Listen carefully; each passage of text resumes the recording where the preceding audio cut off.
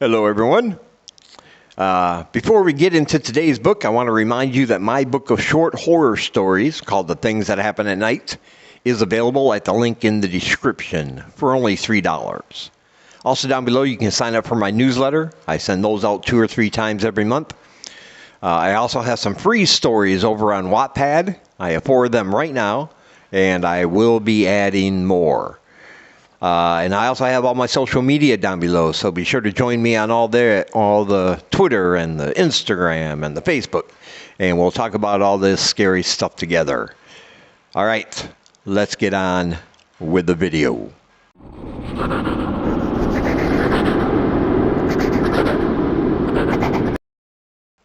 All right, so our book today is the new one from Adam Nevill called The Vessel. And here's the thing about Adam Nevill. When people always bring up who are some of your favorite horror authors whose name is not King or Barker, he's always right up there. I've read enough of his work to know that I trust what he writes. I know it's going to be good. I know it's going to be different. I know it's going to deliver the spooks and the scares. And he just has this amazing way of writing about characters and then just putting them in these impossible situations that they really can't handle. And he knows how to build tension, and then he always delivers the punch gut, that good old horror punch gut throughout his books. So I was excited that this one finally came out. I have reviewed Cunning Folk on this channel before, and you can check out that review in my videos. And I have many more to go. He's got a great back catalog I got to get through, so this will not be the last time we hear from Adam Nevill. But in this one, we have a woman named Jess. She is a caregiver for elderly people. She has a younger daughter, an ex-husband, and she gets sent to take care of a lady who is in the throes of dementia. But right away we know something is wrong with Jess. She seems to be under the foot of almost everybody she meets. People are pushing her to her very limits mentally and physically and emotionally. Her ex-husband keeps showing up even when he's not supposed to. He'll show up where she lives. He'll show up where she's shopping with her daughter. He's trying to worm his way back into their life. And even though at first we don't know why that relationship didn't work, we will find out later, but no spoilers here. But he's always around, much to her chagrin. She only puts up with it because, of course, her daughter really loves her father, because her daughter is young and doesn't realize what had happened between them. But her boss just yells at her and gives her a bunch of crap. Every little thing she does wrong. If she's late for one of her appointments, she gets yelled at. They seem to be scrutinizing her and putting her under a microscope and picking apart all of her flaws, all of her mistakes. Even her daughter is getting bullied by a bunch of people at school, and even though Jess has talked to the school people about this, it just continues over and over and over. And once she gets to this new place, it's a very nice place, a very well-to-do neighborhood in a very big house. She meets her coworker, the person who they're going to be sharing or exchanging shifts with, so that this woman can have the 24-hour care she needs. And this woman also does not like Jess. She is very gruff. She is very outwardly hostile toward Jess.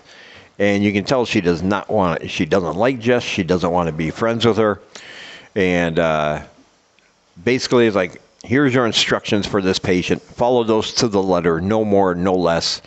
And don't touch any of my food in the fridge. Kind of that kind of way, you know. And if that weren't bad enough, the woman, the old lady she's taking care of, is in a wheelchair, and she seems docile at first, sitting by her French windows, just staring out into the a path that leads into the woods out back. And she seems to be tranquil and not much of a threat. However, we soon find out that that's not the case. Because this woman doesn't speak much, but when she does, she calls Jess some very vicious, nasty names. She spits in her face. At one point, the old lady hits her upside the head when Jess gets a little bit too close, causing her eye to bruise and swell. It's a very violent situation. But Jess needs this job because this job pays well, and the money she makes will be enough for her to move her and her daughter out of this ratty, small, cramped apartment into something nicer and in a neighborhood that is safer. A different school for her daughter and all that good stuff. I'm not going to give too much away, but let me just say this. One day, Jess's daughter has to stay home from school. I won't tell you why, but you'll find out. And so Jess has to take her with her to her shift with this old lady that is volatile and could just explode at any minute. But something changes with the old lady once she sees Jess's daughter. A smile appears on her face. She appears more like a loving grandmother than this crazy old lady who will take a swing and spit in somebody's face. And the old lady and the daughter seem to have a connection of sorts. They whisper to each other. They talk to each other. They giggle and laugh with each other. The daughter will draw pictures for this woman. And while Jess is busy cleaning the house and doing her best to take care of this lady. And that's where the story really takes a horrific turn, I guess you can say, because the creepy factor gets notched up to about 11 at that point, because we know something's not right with the situation. Adam will describe things that are happening not only to the daughter but to this old lady, and you know that there are some things not of this world going on, and Jess starts to have nightmares. Really terrifying nightmares about some of these things that she can't get out of her head. And in the meantime, people are still being mean to her. She's still getting crap from her ex, and her boss is still on her back. And so Jess is almost at her breaking point. She can't sleep.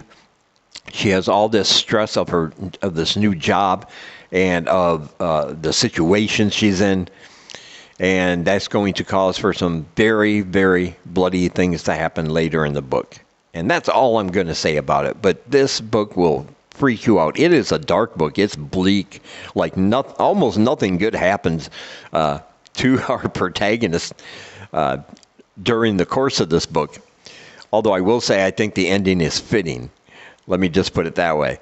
But you have a lot of sympathy for Jess and for her daughter. And as things are revealed about what happened between Jess and her husband, and some things about the past of this old lady, it gets creepier and creepier, and there's a very violent, explosive scene near the end. That's almost cathartic, even for the reader, but it's also very bloody and very frightening as well. This is one of those books you don't want to put down. It is a shorter novel by Adam than some of his previous things, but it's just a great, great book. It's very scary.